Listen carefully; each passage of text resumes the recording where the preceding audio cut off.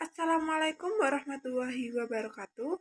Perkenalkan, nama saya Aini Ifada dengan NIM 251252453. Di sini saya akan mempresentasikan materi mengenai karbohidrat.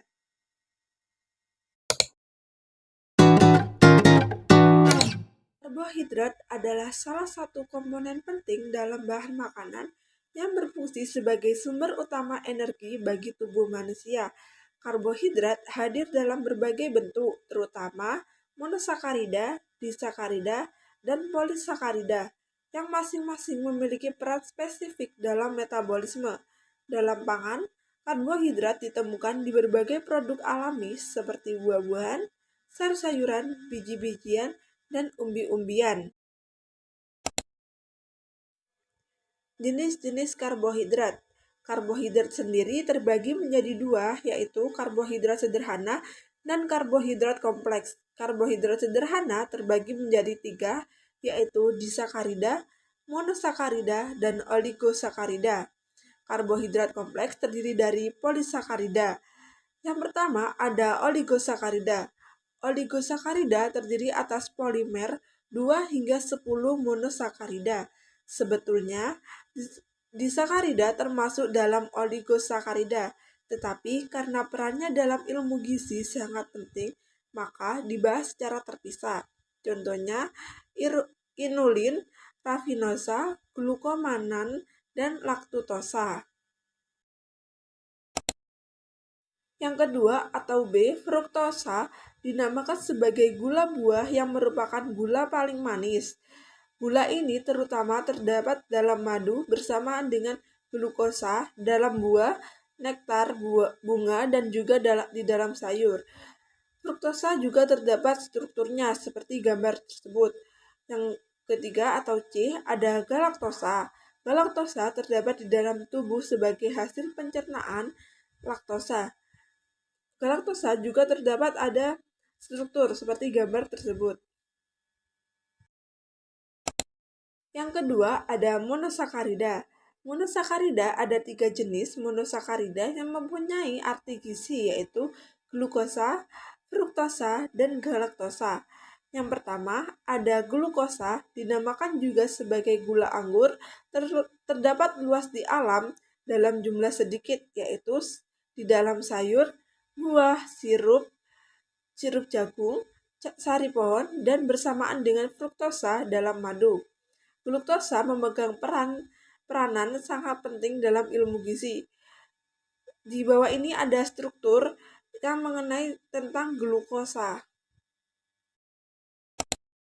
Jenis karbohidrat yang ketiga yaitu ada polisakarida.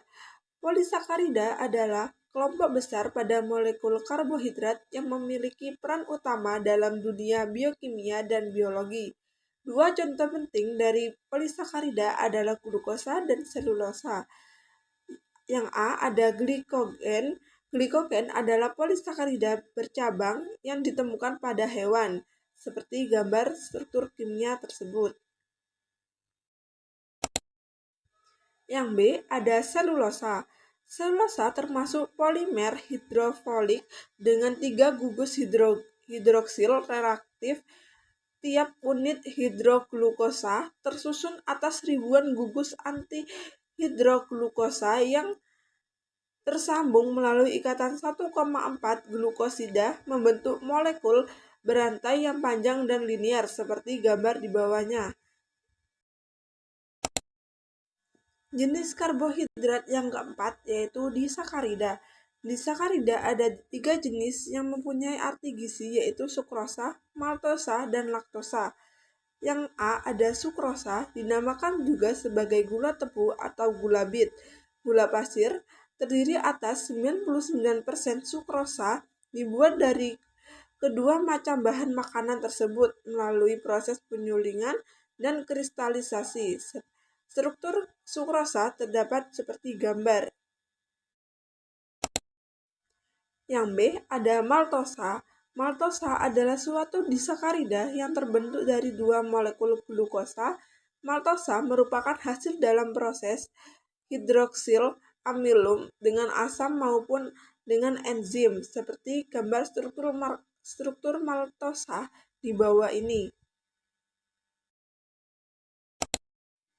Yang C ada laktosa. Laktosa merupakan hidrat utama dalam air susu hewan. Laktosa bila dihidrolisis akan menghasilkan D-galaktosa dan D-glukosa. Karena itu, laktosa adalah suatu disakarida. Di dalam reaksi karbohidrat terdapat beberapa uji reaksi, yaitu yang pertama ada uji Benedict, dilakukan untuk membuktikan adanya gula pereduksi. Caranya yaitu yang pertama, siapkan larutan glukosa dengan berbagai konsentrasi. Yang kedua, masukkan masing-masing 1 mili sampel ke dalam tabung reaksi. Yang ketiga, tambahkan 2 mili reagen Benedict pada setiap tabung. Yang keempat, panaskan campuran dalam penangas air selama 4-10 menit. Yang kelima, amati perubahan warna larutan sebagai hasil uji Benedict. Warna hasil uji seperti biru tidak mengandung gula pereduksi, hijau kadar gula pereduksi rendah, warna kuning kadar gula pereduksi sedang, warna jingga kadar gula pereduksi cukup tinggi, warna merah bata atau coklat yaitu kadar gula pereduksi tinggi. Uji reaksi yang kedua dalam karbohidrat yaitu ada uji Lugol. Uji Lugol dilakukan untuk menentukan polisakarida atau pati, yaitu caranya menambahkan 2-3 tetes reagen Lugol ke dalam larutan sampel sebanyak 5 mili. Hasilnya positif apabila menghasilkan warna larutan biru kehitaman atau amilum. Jika warna ungu, dextrin atau coklat kemerahan, glikogen. Ketiga dalam reaksi karbohidrat yaitu ada uji Molis, yaitu karbohidrat bila bereaksi dengan H2SO4 pekat mengalami dehidrasi untuk membentuk furfural atau dalam kasus pentosa atau turunan furfural yaitu heksosa dan heptosa. Senyawa ini berkondensasi dengan anaftol untuk membentuk kompleks atau cincin berwarna ungu kemerahan. Oligosakarida dan poligosakarida pertama-tama dihidrolisis menjadi monosakarida, kemudian didehidrasi. Pentosa menghasilkan furfural dan heksosa menghasilkan 5-hidroksimetilfurfural. Untuk menguji uji Molis contohnya yaitu yang pertama, siapkan dan beri label tabung reaksi. Yang kedua, masukkan 1 mili sampel uji. Yang ketiga, tambahkan 2 tetes reagen Molis, lalu kocok. Yang keempat, tambahkan 1 mili H2SO4 pekat melalui dinding tabung. Yang kelima, amati warna pada batas larutan. Yang keenam, perhatikan berbentuk cincin warna ungu yang terjadi pada bidang batang. Nah, ini ada reaksi uji Molis yaitu seperti struktur di bawah ini. Berikut ada daftar pustaka yang saya atau kelompok saya gunakan dalam materi PPT karbohidrat ini.